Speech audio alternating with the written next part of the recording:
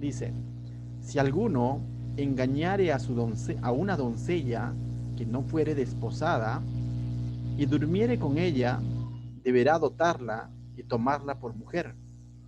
Si su padre no quisiere dársela, él le pesará plata conforme a la dote de las vírgenes. Muy bien, que es interesante porque va a usar dos palabras que quizás tenemos que entenderlo en su contexto.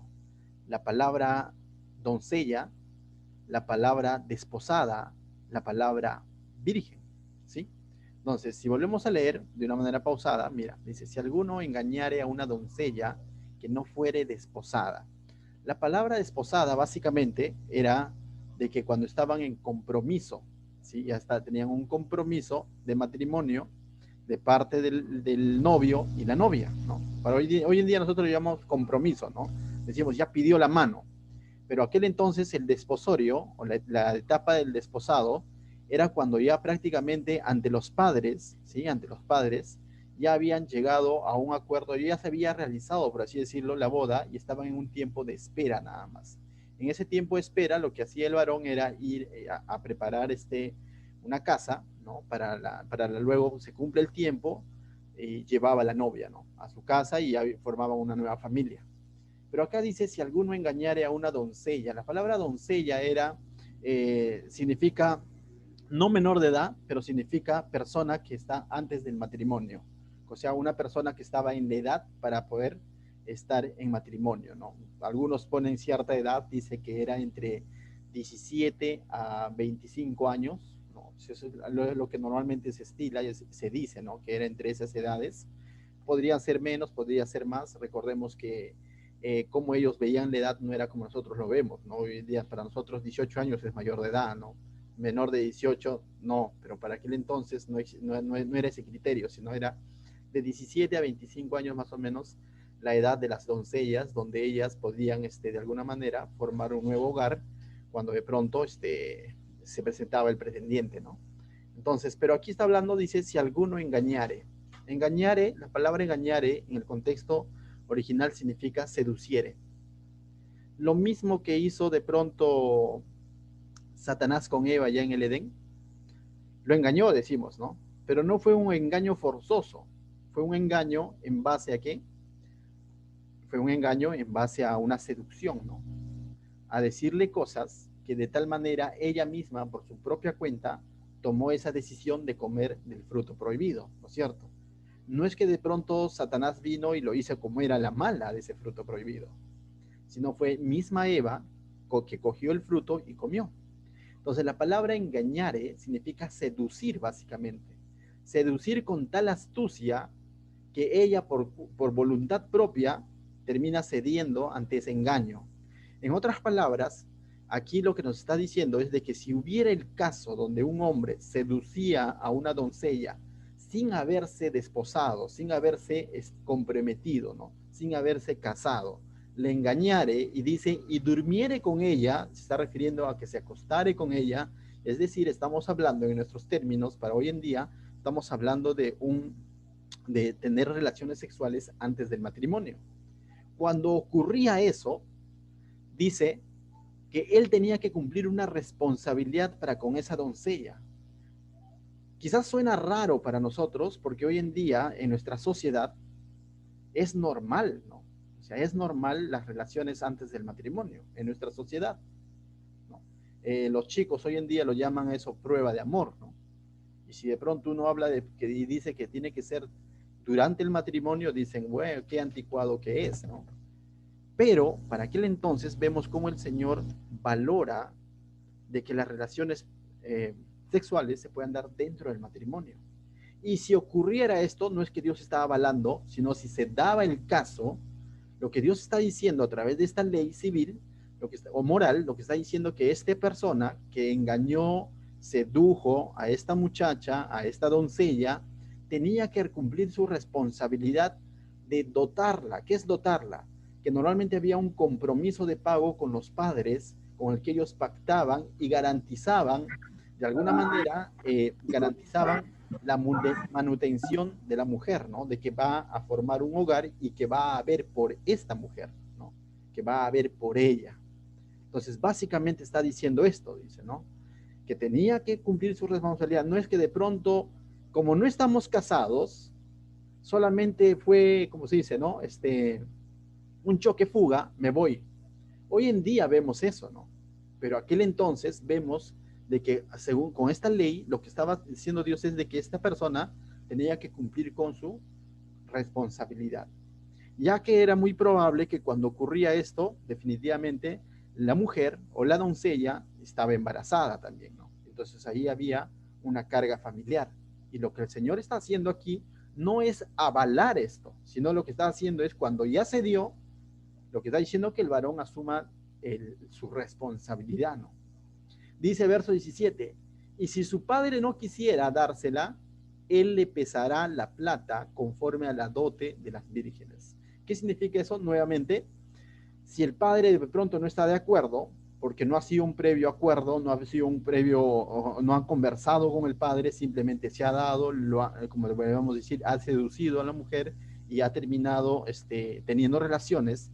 Entonces dice, pero aún así tenía que cumplir con su responsabilidad. ¿Por qué? Porque ¿quién se iba a quedar como responsable de esta mujer y de la criatura de esta mujer era el padre, ¿no? El abuelo, por así decirlo, del niño. Entonces el hombre, de todas maneras, tenía que cumplir esa responsabilidad. Y básicamente vemos cómo es que el Señor de alguna manera está garantizando y nos está mostrando que lo normal y lo correcto tenía que ser es que las relaciones y la procreación tenían que ser dadas dentro del matrimonio, porque esto garantizaba el bienestar de la mujer, el bienestar del niño y la formalidad ante los padres. Eso lo vemos desde el tiempo de Israel, ¿no?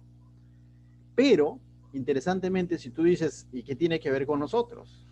Hoy en día los tiempos han cambiado, ¿no? Hoy en día eh, las relaciones sexuales lo hablan incluso, lo voy a ver, yo creo que todos somos adultos, lo hablan incluso en los colegios, los chicos, como si fuese algo normal.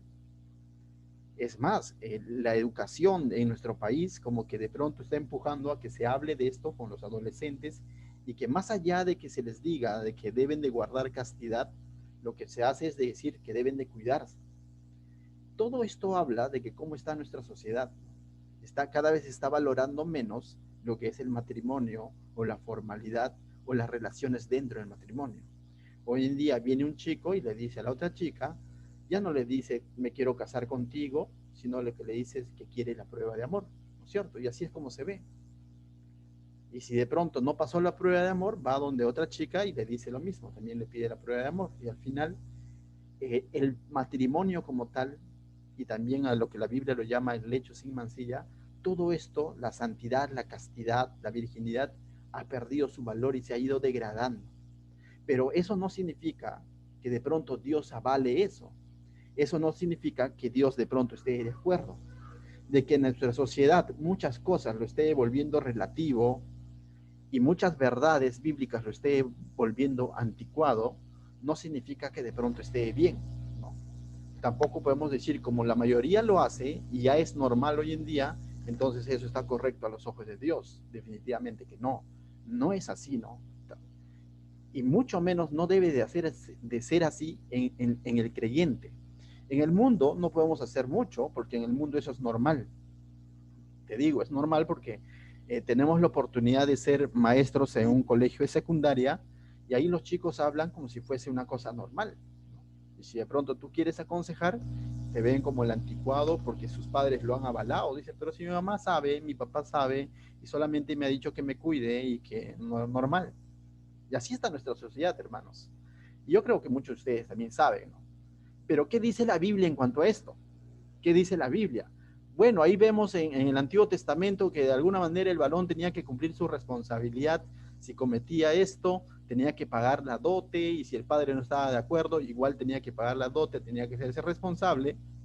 Entonces, pero ¿cómo te tendría que ser entre los creyentes? ¿Qué dice la Biblia? Vayámonos al Nuevo Testamento y te pido que busques Primera de Tesalonicenses capítulo 4.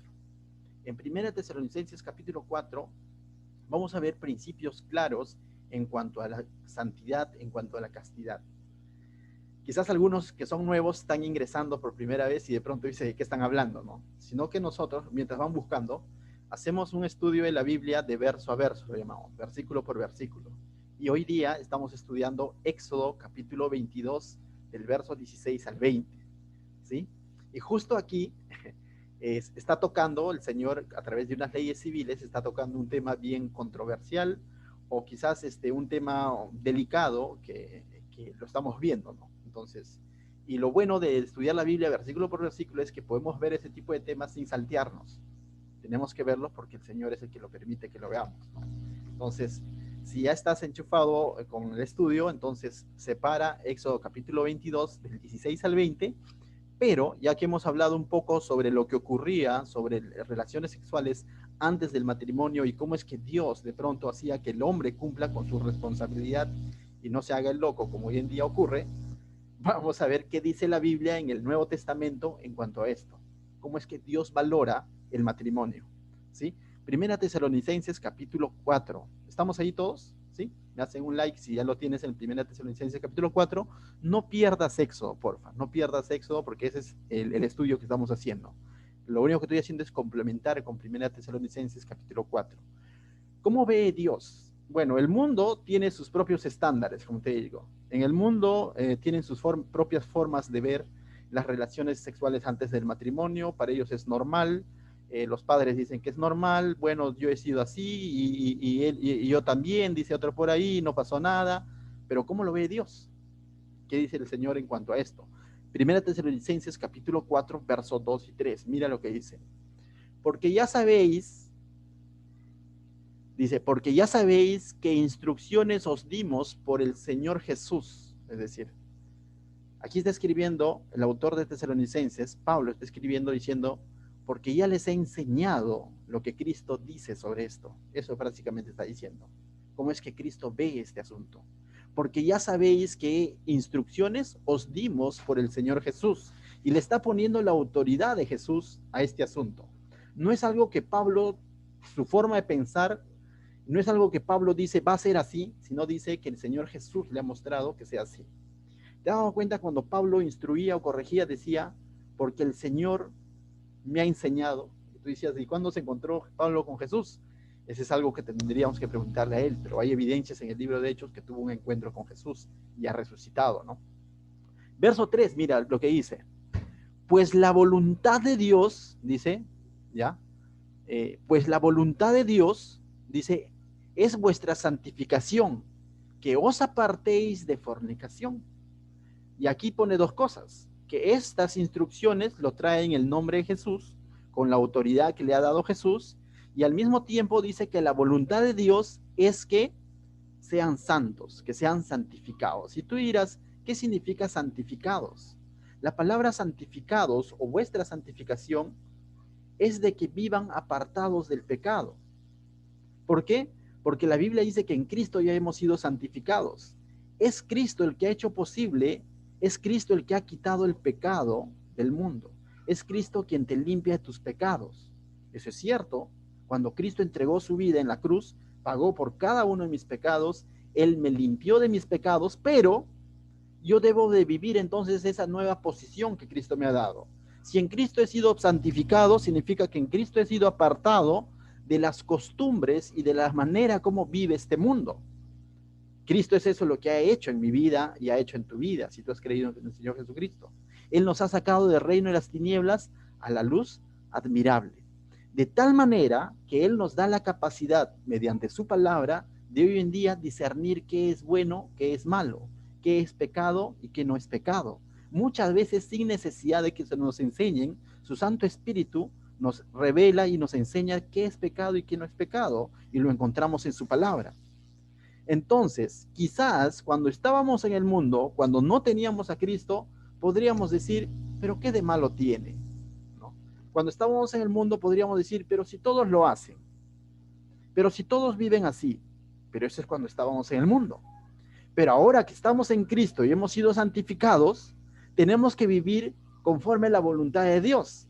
Ya no conforme a nuestra voluntad, ya no conforme a nuestras pasiones, ya no conforme a nuestras emociones, ya no de acuerdo a nuestros gustos, sino cómo vamos a vivir. Vamos a vivir conforme a la voluntad de Dios. ¿Correcto? ¿Y cuál es la voluntad de Dios? Dice, ahí lo dice en Tesalonicenses 4:3, dice, pues la voluntad de Dios es vuestra santificación, que vivamos conforme, apartados del pecado, conforme a esa santificación. ¿Y qué dice ahí?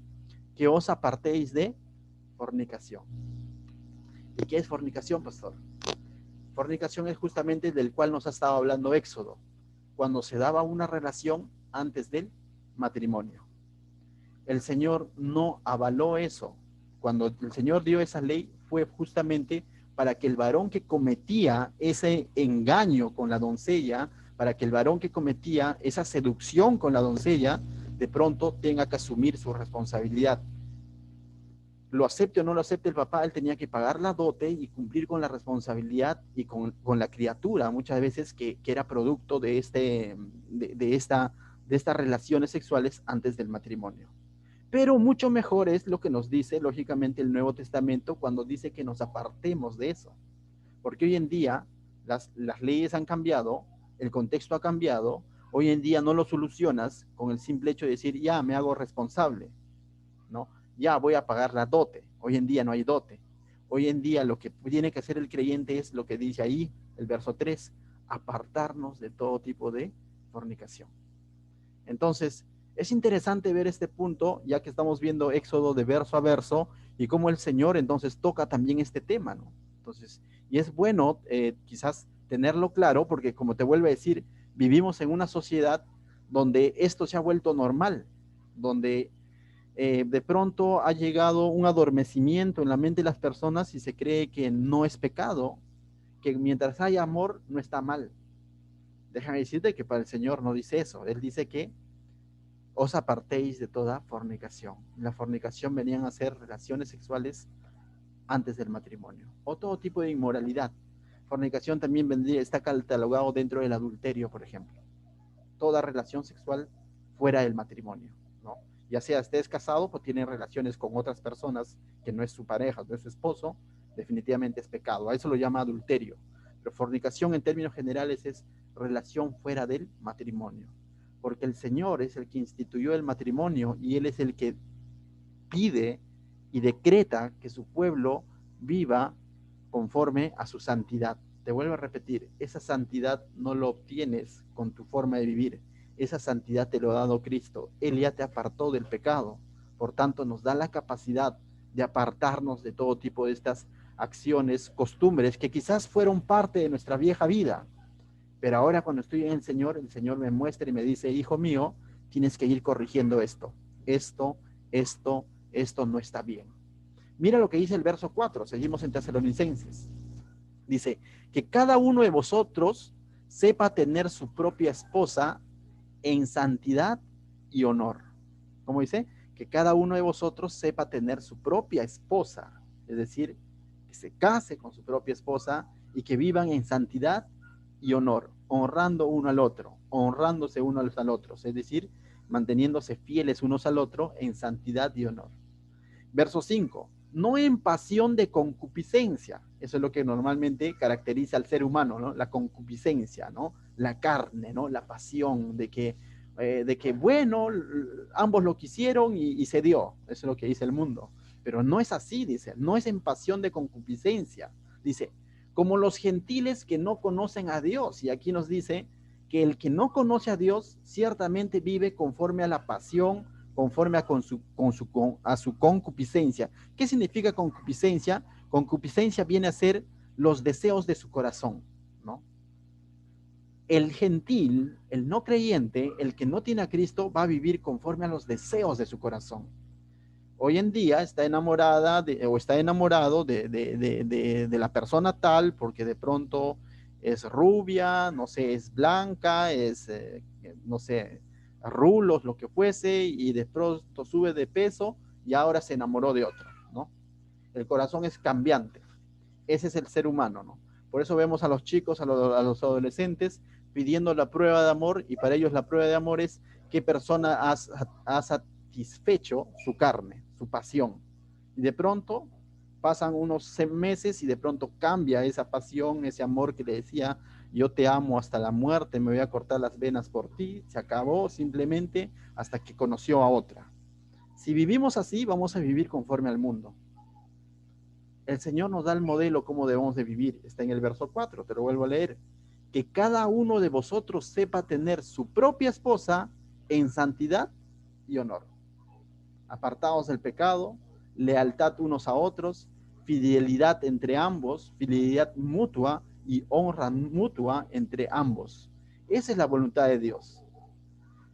Y lo dijo desde el Génesis. Por tanto, el hombre dejará a su padre y su madre y se unirán a su mujer y serán una sola carne. Y lo vimos en Adán cuando vio a Eva, le dijo, tú eres carne de mi carne, hueso de mis huesos, es decir, hay una sola Eva para un solo Adán, no más, ¿no?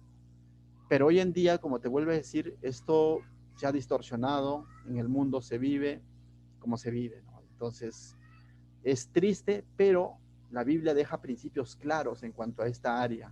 Mira lo que nos dice el verso 6, seguimos en Tesalonicenses. Que ninguno agravie ni engañe en nada a su hermano, porque el Señor es vengador de todo esto. Cuando de pronto se da el famoso adulterio, el famoso engaño, porque está hablando en ese contexto, no solamente se está metiendo o está de pronto siendo infiel a la pareja, porque estamos hablando en un ambiente de creyentes, se lo está escribiendo a la iglesia. Les ha puesto como ejemplo los gentiles, ellos viven conforme a sus pasiones, ya dijo. Pero dentro de la iglesia, dentro de los creyentes, no debe haber agravio ni engaño, dice, entre la pareja. Y si sucediera eso, ¿qué dice el Señor? Porque el Señor dice que es vengador de todo esto. Cuando de pronto en el mundo hay infidelidad, engaño, revancha, todo eso es normal en el mundo. Pero cuando estamos en las cosas del Señor, el varón o la mujer también debe de pensar que cuando le está faltando a su esposa, le está faltando a Dios mismo, porque esa esposa es una hija de Dios. Y el Señor dice que Él es el vengador de todo esto. Cuando yo escucho eso, digo, wow, de pronto yo soy fiel a mi esposa, no solo porque la amo, sino porque también es una hija de Dios. De pronto yo soy fiel a mi esposa, no solo porque me está viendo, porque va a haber ocasiones donde no me ve, donde estoy andando solo. Pero ¿sabes qué? Pero su padre, que es Dios, sí me está viendo. Y de pronto yo puedo engañar a mi esposa y ella ni cuenta se puede dar. Pero ¿sabes qué? Dios, que es su padre, sí todo lo ve. Y me dice, Anderson, tranquilo, porque tú le faltas a ella, me faltas a mí. Ese debe ser, o Dios debe ser nuestro limitante para mantenernos fieles en el matrimonio. No tanto la pareja. Puede haber un momento de discusión, y muchos ha ocurrido, en el mundo ocurre, como discutieron, la mujer o el varón estaba ahí ofuscado, han discutido, ya no se llevan, vino la amiga, le trató bien, en casa no te tratan bien, yo sí te voy a tratar bien, terminó siendo el infiel. ¿Por qué le hiciste infiel? Es que ella me dio pie, o al revés, ¿no? Es que él ya me había descuidado. El mundo vive así. Pero ¿sabes qué? Para nosotros, el que nos pone el límite es Dios. Puede ocurrir muchas cosas, puede ocurrir discrepancias, discusiones, pero cuando el creyente está siendo tentado en esta área, tiene que escuchar y decir, hay un Dios que no me ha fallado, hay un Dios que puede restaurar mi matrimonio, hay un Dios que me va a ayudar a ser fiel a mi esposa o a mi esposo. Entonces, mis hermanos, el Señor está muy interesado en que en esta área del matrimonio vivamos, como se dice, conforme su santificación. Verso 7, mira lo que dice. Pues no nos ha llamado Dios a la inmundicia, sino dice a qué? A la santificación. No nos ha llamado a vivir, a seguir viviendo como el mundo vive, sino a santificarnos, a apartarnos del pecado. Santificación es apartarnos del pecado. Dios no nos ha llamado perfectos.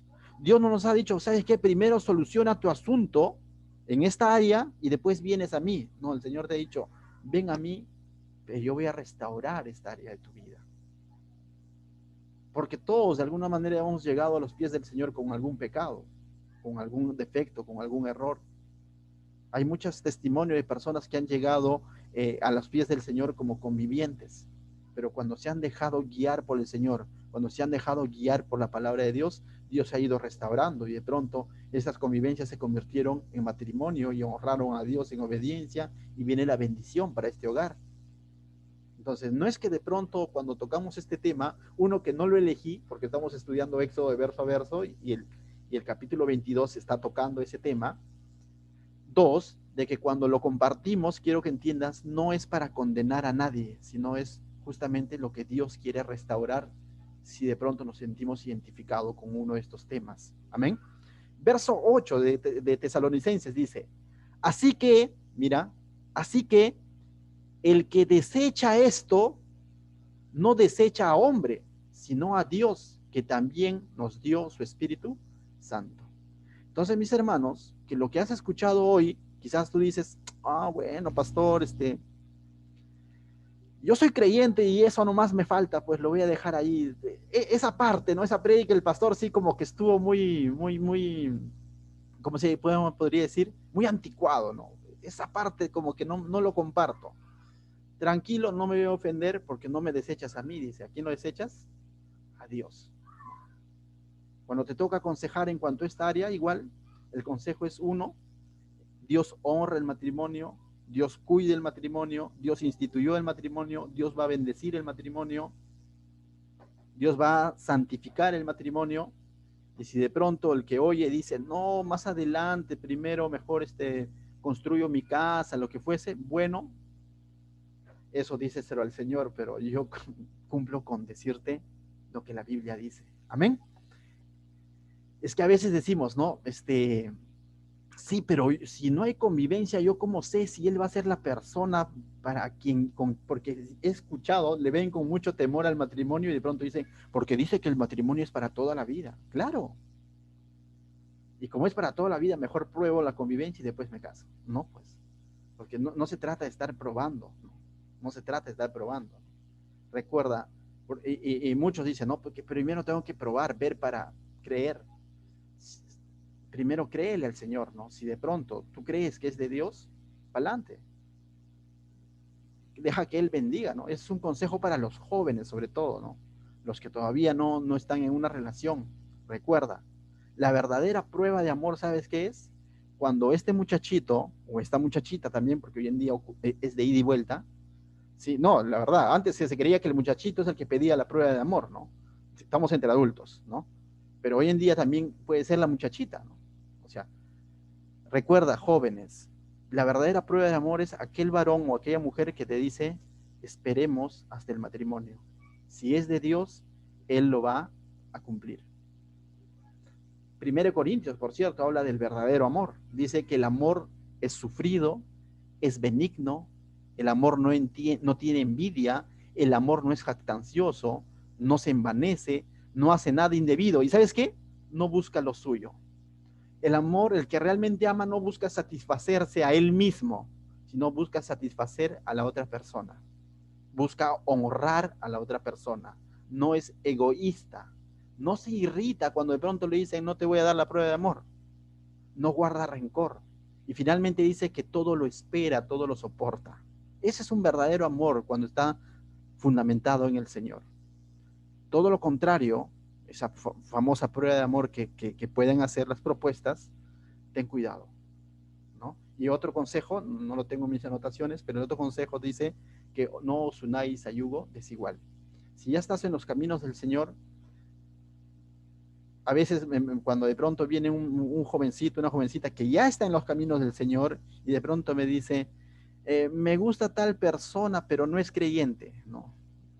¿Será de Dios? Ya esa pregunta está de más. No es de Dios, simple, porque no es creyente.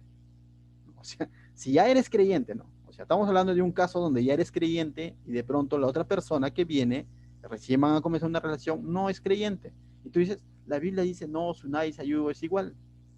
¿Sí? Porque ¿qué comunión dice tiene la luz con las tinieblas?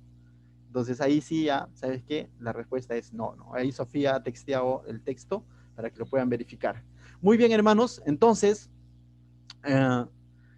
este tema es muy importante. Espero que el Señor les haya podido hablar a través de este punto que hemos visto de Éxodo. Y volvamos a Éxodo. Pasemos ya a esto de aquí. Yo creo que el Señor ha hablado a cada uno de ustedes en su corazón en cuanto al matrimonio. en otro momento quizás podemos tocar temas más específicos, pero volvamos a Éxodo, porque estamos haciendo nuestro estudio del libro de Éxodo, ¿no? Bueno, hemos pasado esos 2 versículos que son de alguna manera importantes, ¿no? Y quería detenerme un poco en ello. Pero ahora vamos, mira, va a hablar 3 leyes más, 3 leyes morales más, y 3 leyes que lo va a condenar con muerte. Es interesante. Y uno dice, ¡oh, qué drástico que era Dios! No, o sea, no es que era, Dios es justo. O sea, la Biblia nos habla del amor de Dios, pero también nos habla de un Dios justo que no tolera el pecado, que no apaña el pecado. Entonces, pero también al mismo tiempo Dios nos ama. Y tú dices, ¿y cómo es eso? ¿No? ¿Cómo puede ocurrir eso? Dios ama al pecador, Dios ama al ser humano, pero al mismo tiempo no apaña el pecado del ser humano, ¿no? ¿Por qué no es? ¿Por qué es así? Porque la cruz lo dice, ¿no? Él en la cruz pagó por cada uno de nuestros pecados porque nos amó, pero al mismo tiempo dejó clavado ahí los pecados diciendo que no puede gobernar eso sobre el ser humano. Y ahora un creyente que ha entendido que es pecador, que alguien más que es inocente, Jesucristo, el Hijo de Dios, pagó por tus pecados, entregó su vida por ti, entonces el Señor te dice, como la mujer adúltera que de pronto le dijo, ve y no peques más, ¿no? O sea, cuando conocemos en la obra de Jesucristo, nuestra reacción debe decir, no debo de pecar más. Pero ciertamente por nuestra debilidad quizás pecamos, pero ahí viene la corrección de parte de Dios y te dice, ya no puedes seguir viviendo en tinieblas. ¿Qué había ocurrido con su pueblo? Recordemos un poco dónde se escribe Éxodo. El pueblo había sido sacado de Egipto cuando estaba en esclavitud, ¿correcto? Dios los había librado a través de plagas, milagros, abrió el mar rojo, les dio de comer, les dio de beber, los estaba sustentando, han recibido los 10 mandamientos y ahora les está dando estas leyes. Ya les está proveyendo, a ellos no les está faltando alimento, nada, y los está llevando camino a la tierra prometida. ¿Y qué es lo que ocurría o qué es lo que iba a ocurrir con el pueblo? De pronto, como ellos iban a llegar a un pueblo, a Canaán, un pueblo donde había habitantes, donde ciertamente ellos iban a vencer, iban a ingresar a esta tierra, pero muchos de ellos también, ¿sabes qué? Se iban a dejar contaminar por los pobladores de Canaán, por los cananitas. ¿Y qué es lo que practicaban los cananitas? ¿Sabes qué practicaban? La hechicería, la idolatría y el bestialismo. 3 cosas que practicaban en esa tierra donde ellos iban a ir a morar. Y 3 cosas que se les podía pegar, y ciertamente a muchos de ellos se les iba a pegar. Y Dios les está dando leyes diciendo, tengan cuidado con esto. Primera ley, verso 18, dice, a la hechicería no dejarás, sí, a la hechicería no dejarás que viva, dice, ¿no es cierto? Si no lo que tengo, por favor. Sí, verso 18. Dice, a la hechicera, disculpen, estoy leyendo mal, me falta mi lente, dice, a la hechicera no dejarás que viva. Y uno dice, la hechicera, ¿no? Pero para hoy en día la hechicera de pronto, ¿qué es? Pues, ¿no? Letra de una canción, ¿no? Algo así, pero para aquel entonces la hechicera no era cualquier cosa, ¿no? O sea, la hechicera era aquella persona que hacía prácticas paganas aprendidas de este pueblo de los cananeos, en el que ellos de alguna manera practicaban ocultismo, practicaban sacrificios, ¿no? Practicaban sortilegios, practicaban adivinación y presentaban sacrificios a estos falsos dioses. Eso era la hechicería aquel entonces, ¿no? Hoy en día le llamamos nosotros quizás brujitas, ¿no? O brujitos. Le decimos encima con cariño. Incluso hoy en día se conoce 2 tipos de brujos, ¿no? Yo he ido al brujo bueno y el otro dice brujo malo, ¿no? No, es que brujo malo es el que hace maldades. Brujo bueno es el que sana. Falsedad de falsedades, ¿no? Brujo es brujo. ¿Por qué? Porque la fuente, vamos a ver quién es la fuente de todo este tipo de brujería, ¿no? De hechicería. La fuente es una sola, es Satanás. Entonces no puede haber brujo bueno y brujo malo. Tú dices, pero me sanó. Pero el diablo también sana, tranquilo, ¿no? Tú dices, pero cuando me hizo la limpia, o he escuchado personas, pero cuando hizo la limpia, oró, pastor, en el Padre Nuestro. Y vemos en la Biblia que aún los demonios a Jesús le decían hijo de Dios, y Jesús le dijo, calladitos, los cayó. no permitió que causen confusión a la gente cuando los demonios quisieron adorarlo o elogiarlo como el Hijo de Dios. El demonio también reconoce a Jesús y puede ser su Padre nuestro, por si acaso, pero la fuente de todo eso tenemos que verlo. ¿Quién es la fuente de todo eso?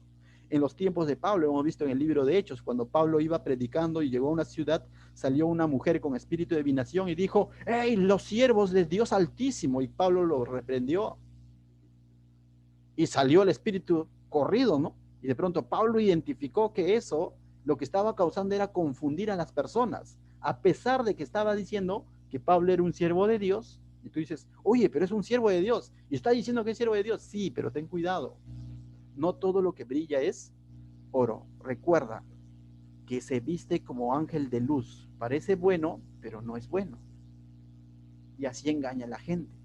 Lo mismo ocurría aquel entonces, cuando iban a llegar a la tierra prometida, de pronto se iban a contaminar con otras culturas y iban a comenzar a practicar este tipo de rituales y hechicerías. Y Dios, anticipándose a eso, suelta esta ley y les dice: la hechicera no dejarás que viva. ¿Por qué? Para que no cause confusión al pueblo, para que no pervierta al pueblo. Mira lo que dice Deuteronomio capítulo 18, búscalo o anótalo. Deuteronomio capítulo 18, verso 9 al 12. Hace una referencia justamente a las hechiceras de aquel entonces. Deuteronomio es un libro paralelo al Éxodo, o sea, se escribió casi en el mismo tiempo, ¿correcto? Entonces, Deuteronomio capítulo 18, verso 9 al 12, mira lo que dice: cuando entréis a la tierra que Jehová tu Dios te da, ¿te das cuenta aquí? Justamente está hablando de eso, ¿no?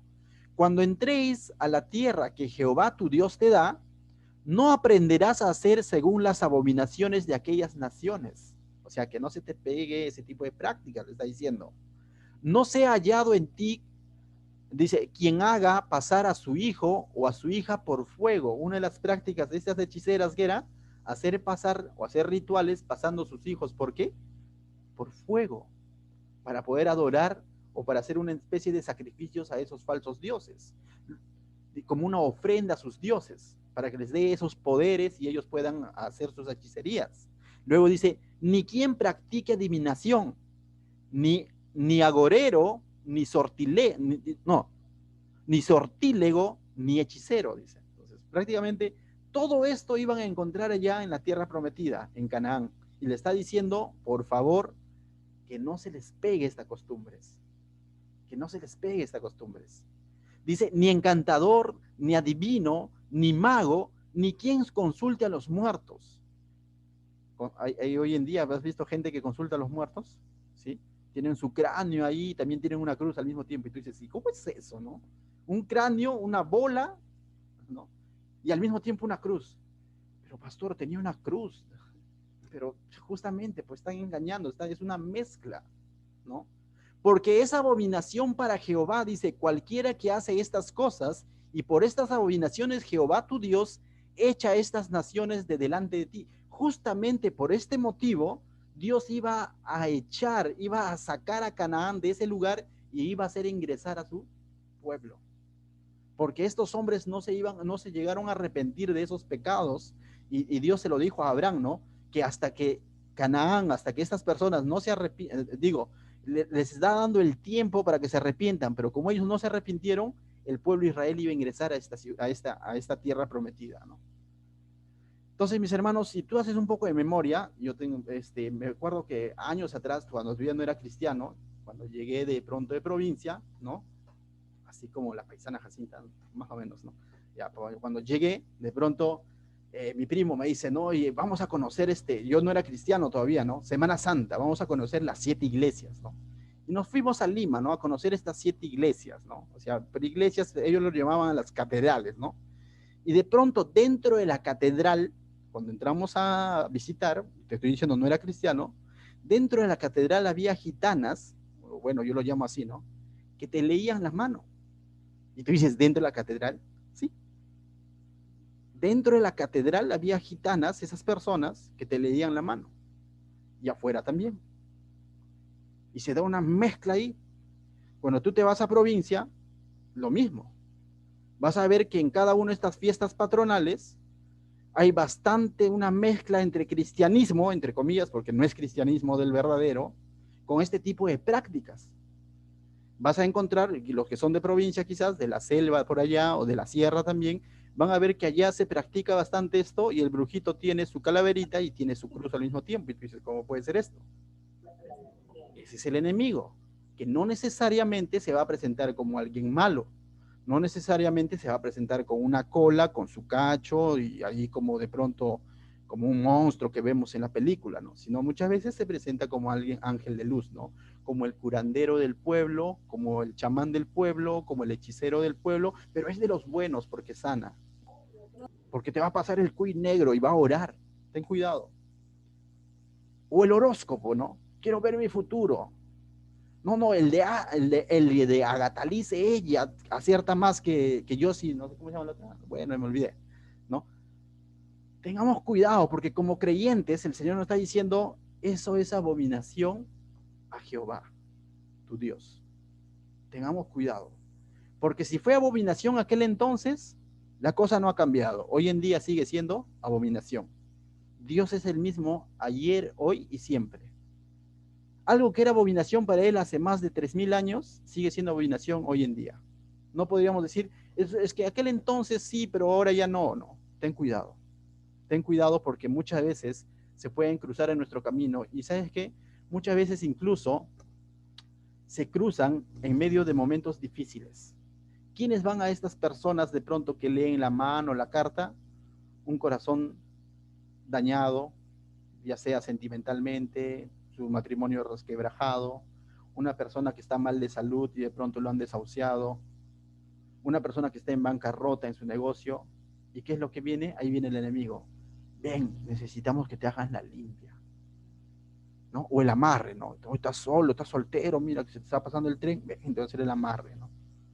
Y hay letreros incluso en los postes, ¿no? Amarre para siempre, dice, ¿no? Ten cuidado. O recupera, ¿no? Recupera a tu pareja que te ha dejado, ¿no? Ten cuidado, porque se presenta dándote un beneficio, entre comillas, pero al final, ¿de qué vale si le vas a vender tu alma, no? ¿De qué vale?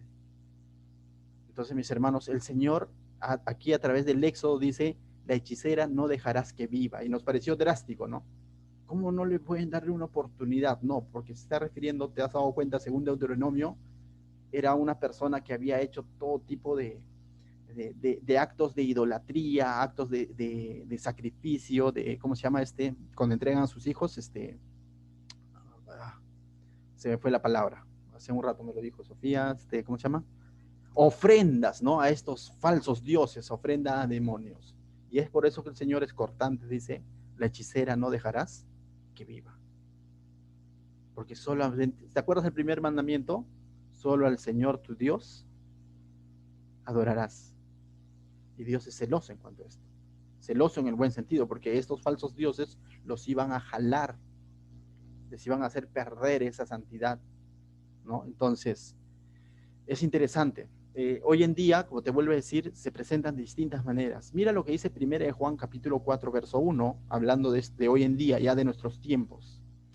Dice, amados, no creáis a todo espíritu, sino probad los espíritus si son de Dios, porque muchos falsos profetas han salido por el mundo. ¿Cuánto? No dice unos cuantos, dice muchos. Muchos falsos profetas han salido por el mundo, que dicen que vienen de parte de Dios, pero no son de Dios. Entonces, pero Juan, ¿qué nos dice? Probadlos. ¿Y cómo los pruebo, pastor? ¿Cómo los pruebo? No. ¿Quién podría estar en la capacidad de probar a estos falsos profetas? ¿Será de pronto el pastor? No. ¿Sabes cómo podemos probar a estos falsos profetas? ¿O cómo puedes prepararte?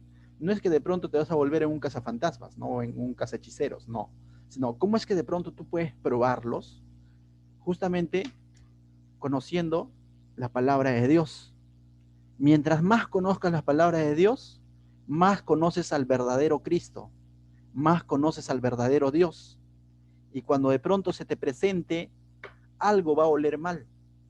Y ese Santo Espíritu del cual estamos hablando los días sábados, te va a dar ese discernimiento. Ese discernimiento que te va a hacer pensar y decir, lo que está diciendo no es bíblico. Lo que está enseñando no está en la Biblia, pero eso va a ser en la medida en que te sumerjas en la palabra. Pero si de pronto la palabra de Dios solamente está ahí en la cabecera de mi cama como para espantar los demonios, ¿no? Y no lo abro y está polveándose ahí, no va a hacer ningún efecto, ¿no? El demonio va a venir, va a leer tu Biblia y se va a ir, ¿no? O sea, ten cuidado, o sea, la verdad, o sea, la verdad. Entonces, ¿cómo quieres probarlos? En la medida que tú busques más a Dios, conozcas más a Dios. Los que trabajan en un banco, este ejemplo lo hicimos en muchas oportunidades, los que trabajan en un banco no los enseñan ni los preparan a identificar billetes falsos, porque los billetes falsos paran cambiando. Lo que a ellos les enseñan es a identificar el billete verdadero, porque el verdadero tiene ciertas características. De tal manera que cuando llegue el falso, ni bien lo toca, dice este es falso. El falso puede cambiar, puede tomar muchas formas. Y en varias ocasiones les he dicho, Satanás ha estudiado marketing. Anda como león rugiente viendo a quién devorar. Dice que él tiene artimañas del enemigo, ¿no? Es mentiroso, esa es su profesión. Entonces, ante un mentiroso profesional o ante un falso profeta, como nos lo está diciendo 1 Juan, lo mejor es que yo conozca la verdad, la palabra de Dios, al verdadero Cristo. Y así podré identificar qué es de Dios y qué no es de Dios, ¿no? Entonces, pero Juan también nos dice en el verso 2, de 1 Juan 4:2, dice, en esto conoced el Espíritu de Dios. Todo espíritu que confiese que Jesucristo ha venido en carne es de Dios. ¿Qué dice? Todo espíritu, es decir, que confiese que Jesucristo ha venido en carne. ¿Qué significa que Jesucristo ha venido en carne? No solamente dice, Jesucristo nació en Belén, por eso hay Navidad. No. Confesar que Jesucristo ha venido en carne significa entender, confesar que Cristo ha muerto en una cruz por nuestros pecados, que Él sin necesidad, sin tener culpa alguna, Él se despojó de toda su gloria y vino y murió en una cruz por ti y por mí. Y no teniendo por qué hacerlo, se sacrificó. Y reconocer que soy pecador y que por eso Cristo el verbo tuvo que hacerse carne. Y arrepentirme. Eso es aquella persona que realmente conoce a Cristo, el que entiende la obra preciosa y la persona de Cristo y lo que Cristo está haciendo en su vida. Cualquiera puede decir que Cristo es hijo de Dios, cualquiera puede decir yo también tengo un crucifijo, cualquiera puede orar el crucifijo, cualquiera puede orar el Padre Nuestro, pero entender esa verdad y decir nada de lo que yo haga va a reemplazar la obra de Cristo, y que realmente yo me merecía esa cruz, pero Él murió por mí, ese conoce a Dios. Y que se arrepienta, ¿no? Y que con sus frutos lo demuestre, porque la fe sin obras, dice, es muerta. Ya no obro para obtener fe, sino porque he entendido el sacrificio de Cristo, transforma mi vida y ahora se va a evidenciar en un cambio de vida.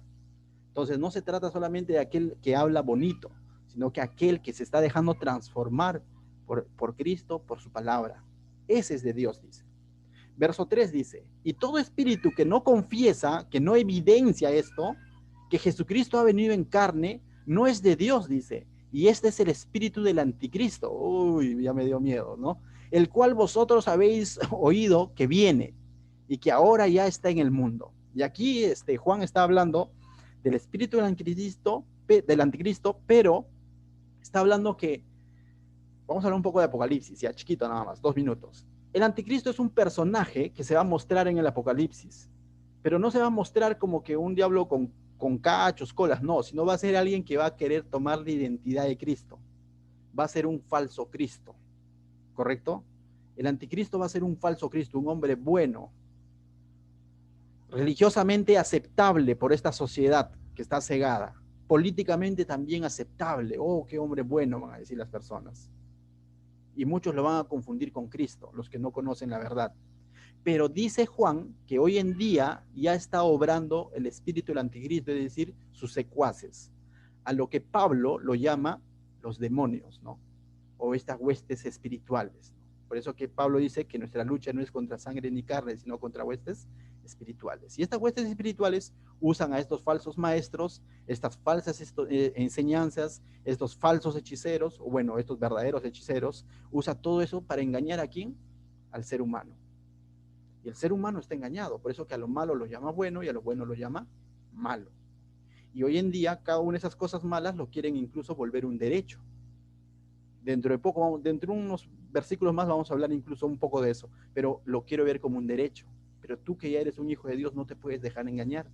Tú que conoces la verdad no puedes dejarte engañar y no puedes vivir dependiendo del hechicero, del horóscopo, de Agatha Liz, de no sé. No puedes vivir así. ¿Quieres saber tu futuro? El tu futuro ya fue revelado en la palabra de Dios. Dice que tienes vida eterna, que Él va a venir por ti, te va a llevar, ha ido a preparar morada, vas a reinar por la eternidad juntamente con Cristo, vamos a estar cara a cara, face con Él, no habrá llanto ni dolor. Eso es tu futuro, ya te lo dijo, ya te lo dijo. ¿Qué es lo que queremos entonces cuando de pronto el ser humano está buscando esto? En el fondo le está diciendo, ¿sabe qué, Jesús?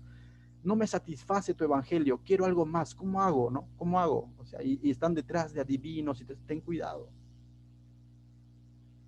Tiempo atrás desahuciaron a mi padre por un cáncer terminal y la familia que no era creyente, en realidad mi familia, el único creyente era yo y mi hermana, o mi hermana y yo, ¿no? Ya.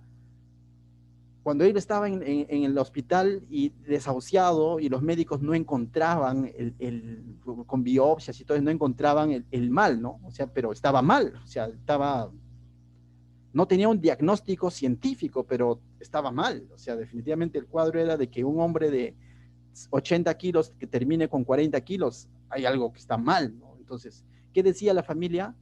Llevémoslo al curandero, llevémoslo al brujito, ¿no? Y ciertamente en la desesperación, déjame decirte que mi familia decía sí, ¿no? O sea, ya hay que sacarlo a Anderson del hospital, que hay que llevarlo a que lo vean, para que lo... Y yo, por otro lado, estaba luchando y diciendo, tengamos fe, ¿no? Tengamos fe, Dios lo va a sanar, Dios lo va a sanar, Dios lo va a sanar, hay que orar y hay que orar. Pero por otro lado venía mi familia y decía, hagámoslo esto. Y créeme que en esos momentos difíciles es complicado poder tomar decisiones, ¿no?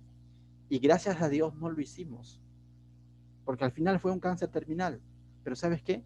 En medio de ese trajín, de ese momento difícil que le tocó vivir, conoció a Cristo.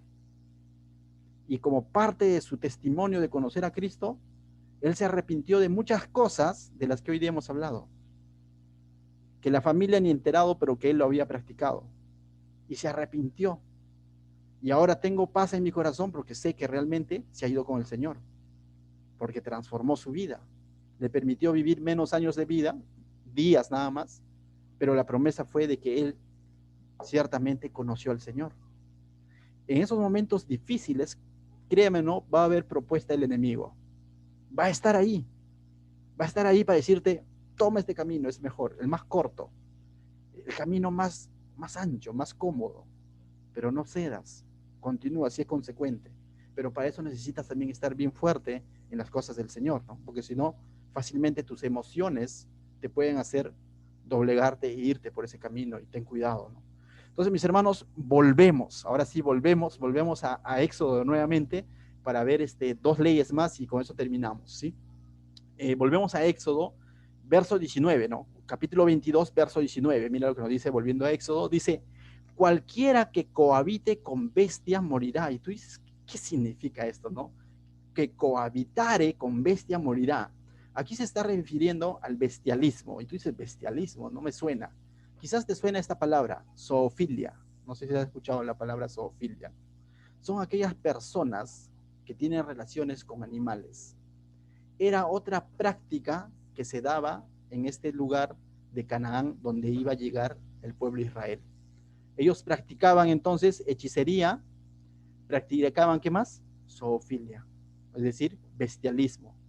También tenía un tema con la idolatría, porque también lo hacían con es decir, con ¿cómo se puede decir? Con un sentido de poder presentarse ante o tener acercamiento ante dioses paganos, ¿no? Porque existía el dios de la naturaleza, el dios de los animales, y entonces una especie de tener un acercamiento y una entrega a esos falsos dioses, lo que practicaban era el bestialismo, ¿no? Entonces, tú dices, parece raro, pareciera que en Perú eso no sucede, cierto, pero hay países donde suceden. Hay países donde moralmente lo están viendo como algo normal. Primero comenzó con el tema del homosexualismo, ¿no? Que para ahora tú escuchas la palabra homosexual, ya no suena tan duro, ¿no? Relaciones varón con varón ya no suena tan fuerte, pero hay países donde, así como en Europa sobre todo, donde practican la pedofilia, donde países donde de alguna manera ya lo están avalando como un derecho, la necrofilia, relaciones sexuales con cadáveres, la zoofilia, relaciones sexuales con animales. ¿Y qué es lo que dice el ser humano? Dice, pero si se siente bien, bueno, pues no, es su cuerpo, dicen. ¿No? ¿Qué de malo tiene? ¿No? Si así el ser humano se autopercibe, hay personas que se han casado, si no me equivoco, yo veía unos documentales antes en cable, personas que se casan con un tigre, por ejemplo, se ha casado, otro se casó con un perro, ¿no? Y van a la boda y todo eso. El mundo está loco, ¿no? Está de cabeza, ¿no? Pero en el fondo de por qué el Señor condena esto, porque dice, cualquiera que cohabitare con bestia morirá, porque esto está en contra de la naturaleza de Dios, en contra de lo establecido por Dios. Dios estableció, por tanto, el hombre dejará a su padre y su madre y se unirán a mujeres, es lo que el Señor estableció en cuanto a las relaciones personales y sexuales y matrimoniales, ¿no? Varón con mujer. Pero nuestra sociedad ha distorsionado eso. Es más, ¿no? Les pasado tuvimos un caso también donde una persona se casa con un árbol, porque él se percibe, autopercibe árbol. Y así ocurre. O sea, tú dices, está loco, dices, ¿no? Pero eso que comienza así va a llegar a nuestros países. Europa se da, es normal. Para Europa, por ejemplo, el tema de homosexualismo es de los años 70, 60, 50. Para nosotros recién ha sido en los años 2000, ha sido algo normal, ¿no? Para adelante. Pero dentro de poco va a comenzar a llegar. Y ahora tú por eso vas a entender estos movimientos LGTB, ambientalistas, naturalistas, todo eso. Poco a poco vas a darte cuenta el porqué de estos movimientos, ¿no? Porque quieren volver algo normal dentro de la sociedad ese tipo de prácticas. Al cual el Señor aquí la condenó. Dijo, morirá.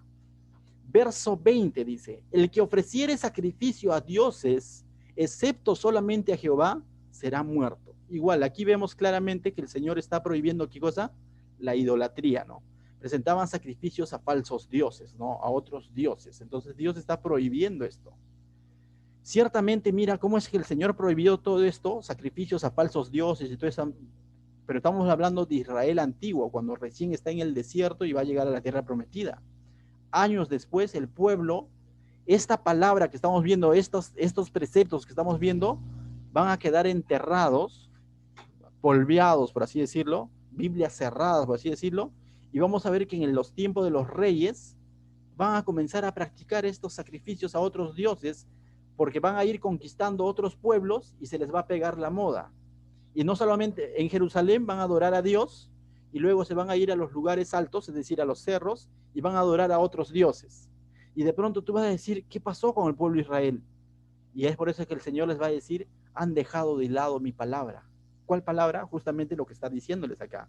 No harán sacrificios a otros dioses, no practicarán bestialismo, no practicarán hechicería.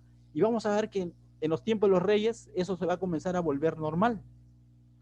Y es por eso que Dios les va a decir palabras duras como mujer adúltera.